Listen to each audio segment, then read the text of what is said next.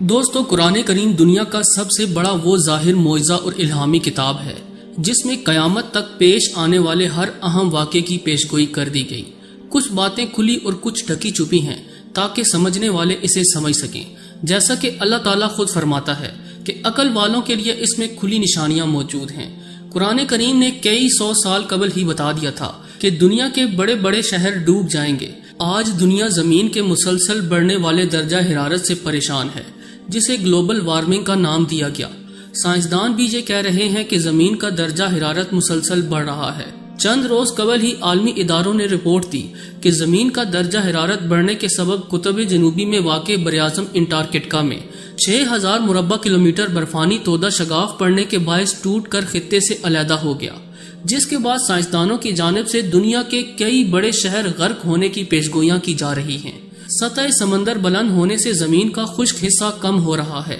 یہ واقعی حقیقت ہے کہ درجہ حرارت اگر اسی طرح سے بڑھتا رہا تو سمندر میں پانی کی سطح کئی انچ تک بلند ہو جائے گی اور پانی سمندر کنارے بنے شہروں میں داخل ہو جائے گا۔ اس ضمن میں قرآن شریف میں بہت واضح طور پر کم از کم 2 بار اللہ تعالیٰ دنیا بھر کو خبردار کر چکے ہیں۔ سورۃ الانبیاء کی آیت نمبر 44 میں اللہ فرماتا ہے، بلکہ ہم نے ان کو اور ان کے باپ دادا کو خوب سامان دیا، یہاں تک کہ زندگی ان پر دراز ہوئی، تو کیا نہیں دیکھتے کہ ہم زمین کو اس کے کناروں سے گھٹاتے آ رہے ہیں، تو کیا یہ غالب ہوں گے؟ اسی طرح سورۃ الرعد کی آیت نمبر 41 میں اللہ تعالیٰ نے فرمایا، کیا انہوں نے نہیں دیکھا کہ ہم زمین کو اس کے کناروں سے گھٹاتے چلے آتے ہیں، اور خدا جیسا چاہتا ہے حکم کرتا ہے، اور کوئی اس کے حکم کو رد کرنے والا نہیں، اور وہ جلد حساب لینے والا ہے۔ ناظرین محترم، ان دونوں صورتوں کی آیات کا ترجمہ دیکھیں تو معلوم ہوتا ہے کہ اللہ تعالیٰ یہ فرما رہا ہے اور ہم زمین کے کناروں کو گھٹاتے چلے آئے ہیں، مگر کیسے؟ غور کریں کہ ہماری زمین پر 3 حصے پانی اور صرف 1 حصہ یا اس سے کم خشکی ہے۔ سائنسدانوں کے مطابق زمین پر 71% پانی اور 29% خشکی ہے۔ اس خشک حصے کا 20% پہاڑوں پر مشتمل ہے اور 20% حصہ برف سے ڈھکا ہوا ہے، جس میں پورا براعظم انٹارکٹیکا بھی شامل ہے، جہاں برف کے عظیم الشان گلیشیئرز بھی موجود ہیں۔ دوسری جانب زمین کا درجہ حرارت مسلسل بڑھ رہا ہے۔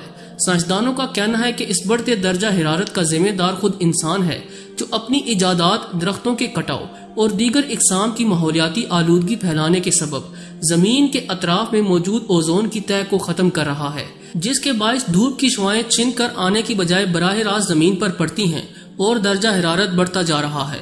درجہ حرارت بڑھنے کی وجہ سے زمین پر موجود برف کے بڑے بڑے پہاڑ متاثر ہو رہے ہیں، اور حالیہ رپورٹس کے مطابق ان کے پگھلنے کی شرح میں تیزی سے اضافہ ہو چکا ہے۔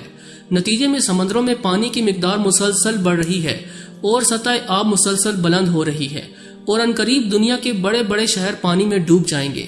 یہ بات سائنسدان اب کہہ رہے ہیں، مگر 1400 برس قبل قرآن کریم میں اس بات کی طرف اشارہ کر دیا گیا تھا کہ انسان اپنے اعمال، اپنی ایجادات اور توانائی کے بے جا اور غیر محفوظ استعمال کی وجہ سے دنیا کا درجہ حرارت بڑھانے کا باعث بنے گا، جس کی وجہ سے برف کے پہاڑ پگھل جائیں گے اور خشکی کا رقبہ کم ہو جائے گا۔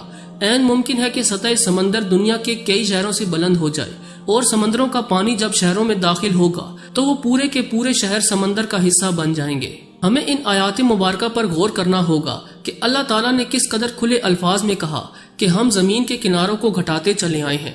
دوستو، گلوبل وارمنگ کا آسان مطلب زمین کا درجہ حرارت بتدریج بڑھنا ہے۔ اب سوال یہ بھی پیدا ہوتا ہے کہ زمین کا درجہ حرارت بڑھ کیوں رہا ہے؟ وہ کون سے عوامل اور عناصر ہیں جو گلوبل وارمنگ کا باعث بن رہے ہیں؟ دراصل ہماری زمین کے ماحول میں کچھ گیسوں کی مقدار میں بتدریج اضافہ ہو رہا ہے۔ ان گیسوں کی زیادتی کی وجہ سے سورج کی کرنیں زمین سے ٹکرانے کے بعد خلا میں واپس نہیں جاتی۔ یہ گیسیں سورج کی تپش کو اپنے اندر ٹریپ کر لیتی ہیں۔ اس کی وجہ سے زمین آہستہ آہستہ گرم ہوتی ہے۔ ان گیسوں میں خاص طور پر کاربن ڈائی آکسائڈ اور کلورو فلورو کاربن شامل ہیں۔ یہ گیسز مختلف عوامل کے نتیجے میں ہماری آب و ہوا کا حصہ بنتی ہیں اور زمین کو مسلسل گرم کرنے کا باعث بن رہی ہیں۔ زمین کی آب و ہوا میں ان گیسوں کے اضافے کی ذمہ داری کافی حد تک ہم انسانوں پر ہی آتی ہے۔ حیاتیاتی ایندھن جلانے، درختوں کی کٹائی اور صنعتی انقلاب کا دور شروع ہوتے ہی کاربن ڈائی آکسائڈ کی مقدار میں اضافہ دیکھنے کو ملا۔ کاربن ڈائی آکسائڈ کا ماحول میں بلا روک ٹوک اضافہ ایسی تبدیلیوں کا باعث بن رہا ہے جو نسل انسانی کے لیے بڑا خطرہ ہے۔ اسی طرح ایئر کنڈیشن اور ریفریجریٹر سے خارج ہونے والی کلورو فلورو کاربن اوزون کی سطح کو تباہ کرنے کا باعث بن رہی ہے۔ آکسیجن کے 3 ایٹموں سے مل کر بننے والی یہ گیس ہماری بیرونی سطح سے 12 سے 48 کلومیٹر دور تک اکٹھی ہو رہی ہے۔ اوزون کی تہ ہماری زمین کو سورج کی مضر شعاؤں سے بچاتی ہے۔ فضائی آلودگی کی وجہ سے اس کی تہ میں دراڑیں پڑ چکی ہیں۔ ان شعاؤں سے گلوبل وارمنگ اور جلدی امراض میں اضافہ ہو رہا ہے۔ میتھین گیس کھیتوں سے پیدا ہوتی ہے، خصوصاً جب چاول کی کاشت کی جاتی ہے۔ یہ گیس بھی کاربن ڈائی آکسائیڈ کی طرح گلوبل وارمنگ کا باعث بن رہی ہے۔ ایک سروے کے مطابق آنے والے برسوں میں دنیا شدید گرمی سے متاثر ہوگی اور زمین ٹوٹ پھوٹ کا شکار ہو جائے گی، جس کی وجہ سے بے شمار اموات واقع ہوں گی۔ ایران، عراق، سعودی عرب اور ابو ظبی کے علاوہ دیگر ہمسائے ممالک میں اس قدر زیادہ گرمی پڑے گی کہ درجہ حرارت 74 سے 78 ڈگری سینٹی گریڈ تک پہنچ جائے گا۔ یوں بڑی مقدار میں گلیشیئرز پگھلیں گے اور شہر کے شہر ڈوب جائیں گے۔ دوستو، ماہرین کہتے ہیں کہ زمین کا ڈوبنا اور سمندری سطح میں اضافہ مجموعی طور پر ساحلی علاقوں کو ناقابل رہائش بنا سکتا ہے۔ اگر انسان نے دھیان نہ دیا تو بعض شہر صفحہ ہستی سے مٹ جائیں گے۔ اس کی ایک اور اہم وجہ یہ بھی ہے کہ دریاؤں کا رخ موڑا گیا ہے اور نرم زمین پر شہر تعمیر کیے گئے ہیں۔ زمین صرف ٹھوس نہیں ہوتی بلکہ آپ کے پیروں کے نیچے پانی اور ہوا بھی موجود ہے۔ پوری دنیا میں لوگ کنویں کھود کر یا دیگر طریقوں سے زیر زمین پانی کھینچتے ہیں۔ زمین میں کم پانی کا مطلب ہے کہ ٹھوس سطح کو اوپر دبانے والے دباؤ میں کمی آنا۔ یوں زمین کی سطح دبتی ہے اور شہر ڈوبتے جاتے ہیں۔ گزشتہ 1 صدی میں بینکاک شہر 1 میٹر، شنگھائی 2 میٹر، اٹلی کا پوڈیلٹا 3 میٹر اور ٹوکیو کا مشرقی حصہ 4 میٹر تک زمین میں دھنس چکا ہے۔ امریکی ریاست کیلیفورنیا کے کچھ حصوں میں یہ پیمائش ایک گھر جتنی ہے۔ انڈونیشین دارالحکومت اس سے بدترین متاثر ہو چکا ہے۔ اس شہر کا ساحلی علاقہ اگلے 30 برسوں میں مکمل طور پر زیر آب ہوگا۔ جکارتہ میں سیلاب کی تعداد بھی بڑھ چکی ہے۔ 2019 کے آغاز پر اس شہر میں آج تک کی سب سے زیادہ ریکارڈ بارش ہوئی۔ اسی سال انڈونیشین صدر نے دنیا کے اس چوتھے سب سے بڑے ملک کے دارالحکومت کو جکارتہ سے برونیو جزیرے پر منتقل کرنے کا اعلان کیا تھا۔ انڈونیشیا میں زیر زمین پانی کی صورتحال بدترین ہے۔ بنگلہ دیشی دارالحکومت ڈھاکہ کی طرح جکارتہ کے دریا پلاسٹک اور فضلے سے بھرے ہوئے ہیں۔